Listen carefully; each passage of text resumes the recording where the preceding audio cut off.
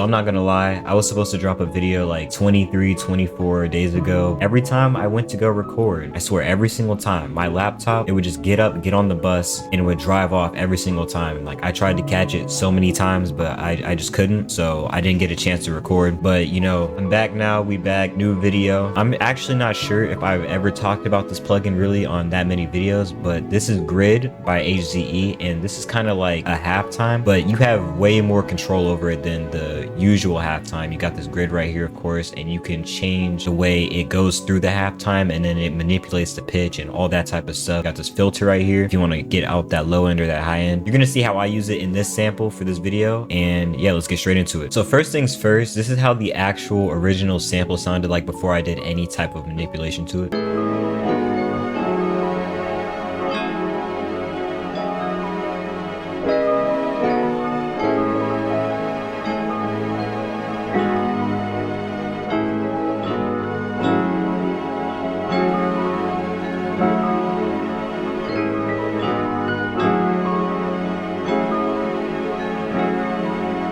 So I know it sounds like a lot playing all at once, and that's because it is. This wasn't the original arrangement because I was too lazy to rearrange this. But this is pretty much all the sounds you're going to hear in there, and I'm going to go one by one and break all these down, starting with the first sound. Alright, so the first sound is this Vibraphone out of Piano Tech 9.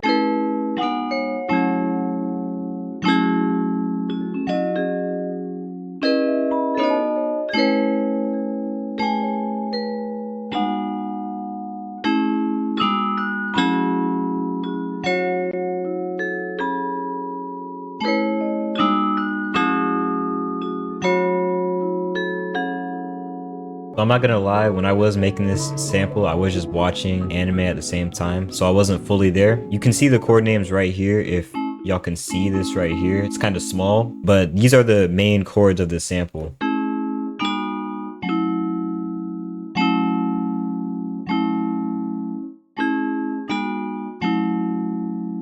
And all I did was just added different notes in between the chords just to give it more variation as a counter melody to play with the chords. The main reason I was making this sample to begin with is I kind of got tired of just always looping samples around the 8th bar, even though it's pretty much the same chord progression except for the last bar right here. It felt kind of better to actually make a loop longer, a sample way longer than just looping everything always at the 8th bar. So the next sound we got is this Mark 1 soft chorus, and pretty much all these sounds are mostly gonna be from Piano Tech, just to keep that in mind.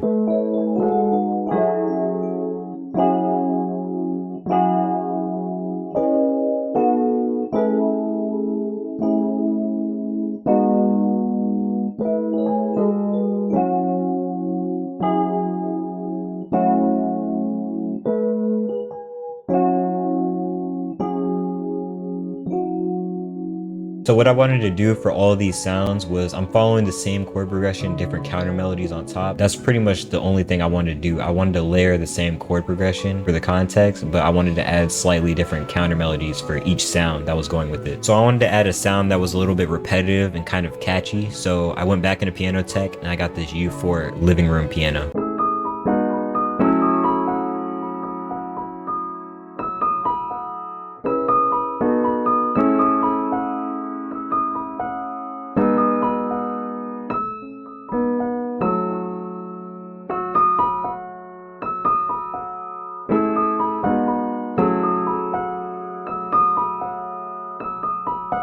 So one thing you'll start to notice with a lot of these midis when I played these in, I didn't quantize pretty much everything. Like this don't even start when it's supposed to. I really wanted to keep my sample to sound realistic. I don't want my stuff to sound robotic. A lot of the time, even if it's this badly off, a lot of the time when you're adding drums to this stuff, you're not even gonna notice depending on the way the whole sample sounds. If something's a little bit off, it's not gonna make the whole sample sound off. If some of the sounds are closer to on grid and then some are off like by this much, if that makes sense, you're not really gonna notice that when you're playing the full sample. So the last piano we got is this Petrov Mistral Gentle piano. This is another one I was just copying the chord progression, and you can see I added some runs in between these chords just to add some more flavor to the sample.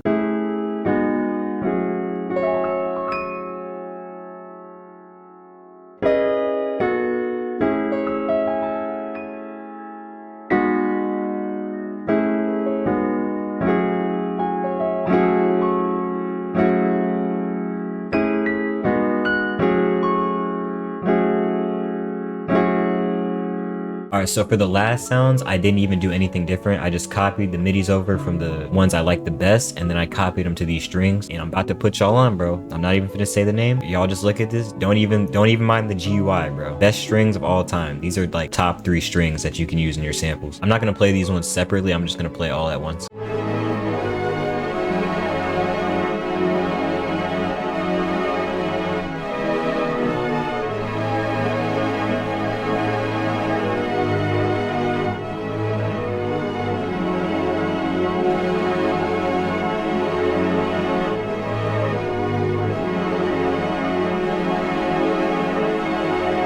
See, like, these strings sound heavenly, bro. This is like me floating in the air, like I'm about to get raptured through the golden clouds. Like, that's how crazy these strings sound. Alright, so for this next part, it's gonna be kind of a little sketchy, but bear with me. It sounds bad at first, but trust me, trust the process. Alright, so the last things I did was I took all these, I arranged it how I wanted the sample to sound, and I pitched these all up 3 semitones. And I've said this in multiple tutorials before. Once you pitch a sound up, it kind of changes the timbre of the sound, because it's staying in its original key, but when it gets pitched up, it gives that time stretch, kind of grainy type of effect.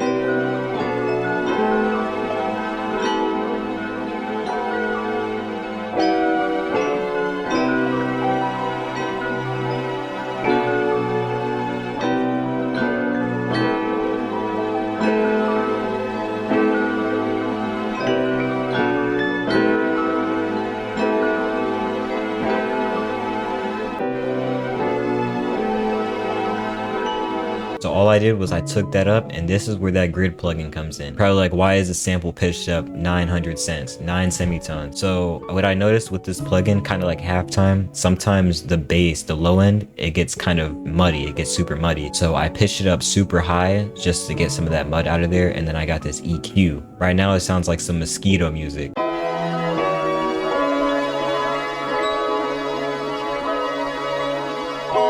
I'm not even gonna play that because I don't want to hear that at all. It's kind of annoying. So after I did that, took the low end out, and I put this grid plugin on here, and I put it on the basic 8 preset. I'm telling you, listen to what it sounds like now.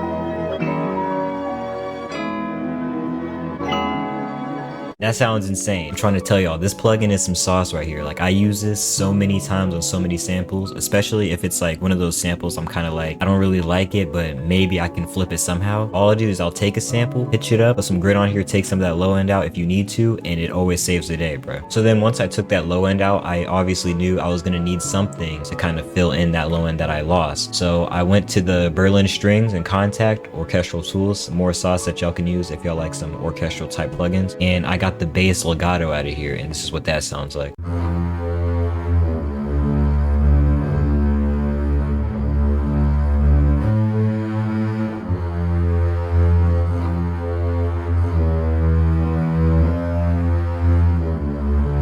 Y'all get the point. It's pretty much just the same thing. It just follows the chord progression. You don't really even notice it too much in the final sample, but I'm gonna just play it again for y'all the one last time.